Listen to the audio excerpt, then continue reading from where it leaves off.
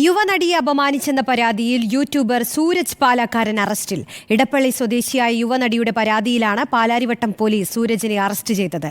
ആത്മാഭിമാനത്തെയും സ്ത്രീത്വത്തെയും അപമാനിച്ചെന്ന കേസിലാണ് നടപടി. യുവനടിക്കെതിരെ മോശം ഭാഷയിൽ വീഡിയോ ചെയ്തെന്നാണ് സൂരജ് പാലക്കാരനെതിരായ പരാതി. KSRTC ഡ്രൈവർ യദുവിനെതിരെ സമൂഹമാധ്യമത്തിൽ പോസ്റ്റിട്ടതിന് പിന്നാലെയാണ് നടിക്കെതിരെ സൂരജ് വീഡിയോ ചെയ്തത്. തനിക്ക് നീതി ലഭിക്കണമെന്നും അതിനുവേണ്ടി ഏതറ്റം വരെയും പോകുമെന്നും പരാതിക്കാരി പറഞ്ഞു. എന്നെ യൂട്യൂബിലും അതുപോലെ ഇൻസ്റ്റാഗ്രാം പേജുകളിലൊക്കെ ലൈംഗിക പരാമർശം നടത്തിക്കൊണ്ടുള്ള കണ്ടന്റ് വന്നതിൻ്റെ ബേസിലാണ് ഞാൻ പരാതി കൊടുത്തിരിക്കുന്നത്.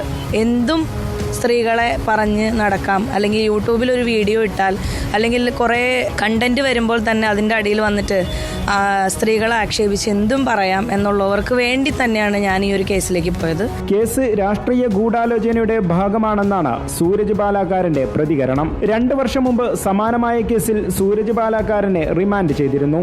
എറണാകുളം സൗത്ത് പോലീസാണ് അന്ന് കേസെടുത്തത്. റിപ്പോർട്ടർ, കൊച്ചി.